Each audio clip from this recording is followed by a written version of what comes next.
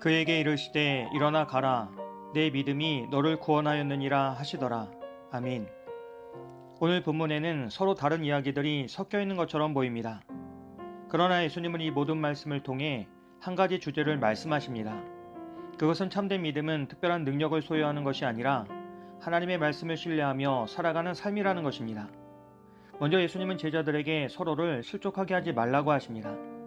죄가 세상에 있는 것은 피할 수 없는 현실이지만 다른 사람을 죄짓게 만드는 사람에게는 큰 책임이 따른다고 경고하십니다. 믿음은 단지 나 혼자 하나님을 잘 믿는 것으로 끝나지 않습니다. 내 말과 행동이 다른 사람의 믿음을 세우는지 아니면 넘어뜨리는지를 돌아보는 삶이 믿음입니다. 그리고 예수님은 형제가 죄를 지으면 책망하고 회개하면 용서하라고 말씀하십니다. 예수님은 하루에 7번 죄를 짓고 7번 다시 찾아와 회개하더라도 용서하라고 말씀하십니다. 이것은 사람의 힘으로는 참 어려운 일입니다. 한두 번은 용서할 수 있어도 같은 잘못이 반복되면 마음은 쉽게 지치고 맙니다. 그리고 상처가 깊을수록 용서는 더욱 어려워집니다. 제자들은 예수님의 말씀을 듣고 자신들의 한계를 깨달았습니다. 그래서 우리에게 믿음을 더해달라고 요청합니다. 제자들은 더 큰 믿음이 있어야만 예수님의 말씀대로 살아갈 수 있다고 생각했습니다. 그러나 예수님의 대답은 조금 의외였습니다. 예수님은 제자들에게 너에게 겨자씨한 만한 믿음이 있었더라면 이라고 하십니다. 예수님은 믿음의 양이 부족하다고 말씀하지 않으셨습니다. 겨자씨는 당시 사람들이 알고 있던 가장 작은 씨앗 가운데 하나였습니다. 그러나 작은 씨앗도 살아있는 생명을 품고 있습니다. 예수님은 믿음의 크기보다 믿음의 대상이 중요하다는 것을 말씀하십니다. 참된 믿음은 큰 믿음을 만드는 것이 아니라 크신 하나님을 신뢰하는 것입니다. 그래서 예수님은 너에게 겨자씨 한 알만한 믿음이 있었다면 이 뽕나무더러 뿌리가 뽑혀 바다에 심기라 하여도 순종했을 것이라고 말씀하십니다. 이것은 우리의 능력을 과시하라는 말씀이 아닙니다. 인간으로는 불가능한 일도 하나님께서는 이루실 수 있다는 사실을 보여주시는 것입니다. 그렇게 믿음은 자신의 능력을 믿는 것이 아니라 하나님의 능력을 신뢰하는 것입니다. 그리고 예수님은 이어서 무익한 종의 비유를 들려주십니다. 한 종이 하루 종일 밭을 갈거나 양을 치고 집으로 돌아왔습니다. 그러나 주인은 종에게 먼저 쉬라고 하지 않습니다. 오히려 식사를 준비하며 자신을 섬기라고 합니다.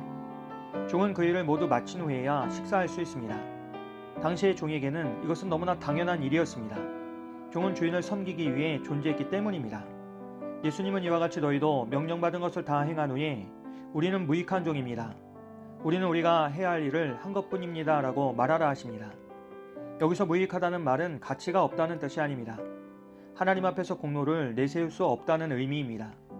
믿음은 하나님께 칭찬받기 위해 순종하는 것이 아닙니다.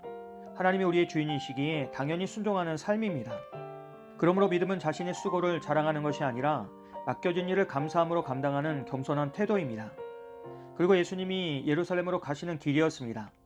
10명의 나병 환자가 멀리 서서 우리를 불쌍히 여겨달라고 외쳤습니다. 율법에 따르면 나병 환자는 사람들과 가까이 할 수 없었습니다.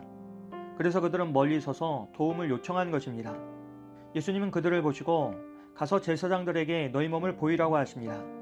당시 제사장은 병이 나았는지를 확인해주는 사람이었습니다. 그런데 그들은 아직 몸이 깨끗해지지 않았습니다.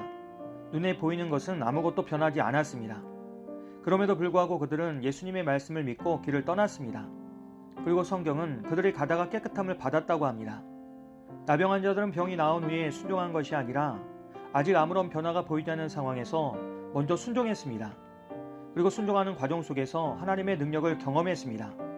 그런데 10사람 가운데 단 한 사람만 예수님께로 돌아옵니다. 그는 큰 소리로 하나님께 영광을 돌리며 예수님의 발 앞에 엎드렸습니다. 그런데 그는 놀랍게도 유대인이 아니라 사마리아 사람이었습니다. 당시 유대인들이 경계하고 멀리하던 사람이 오히려 은혜를 베푸신 분을 기억하고 돌아온 것입니다. 그러자 예수님은 10사람이 다 깨끗함을 받지 않았느냐고 말씀하시며 그 9은 어디 있느냐고 물으십니다. 10사람 모두 병은 나았습니다. 그러나 감사하며 돌아온 사람은 한 사람뿐이었습니다. 그리고 예수님은 그 돌아온 사마리아 한 사람에게 일어나 가라 하고 말씀하시며 내 믿음이 너를 구원하였다고 선언하십니다. 10사람 모두 육신의 병은 고침을 받았습니다.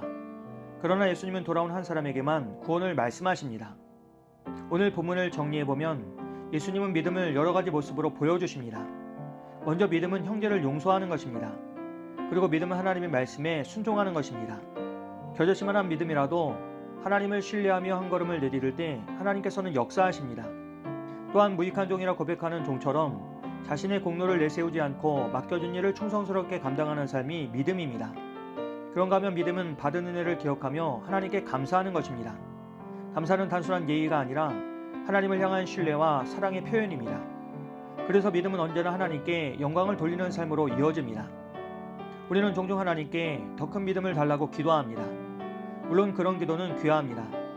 그러나 예수님은 우리에게 먼저 말씀에 순종하라고 하십니다. 가까운 사람을 용서하는 것, 그리고 맡겨진 일을 묵묵히 감당하는 것, 받은 은혜를 잊지 않고 하나님께 감사하는 것, 바로 그런 삶이 하나님께서 기뻐하시는 믿음입니다. 오늘 우리가 그 하나님의 말씀에 순종하면서 예수님께서 칭찬하시는 참된 믿음의 사람들이 되기를 주님의 이름으로 기도합니다. 우리의 믿음을 보시는 하나님, 우리의 믿음이 말에만 머무르지 않고 말씀을 신뢰하며 순종과 용서와 감사의 삶으로 나타나게 도와 주시옵소서.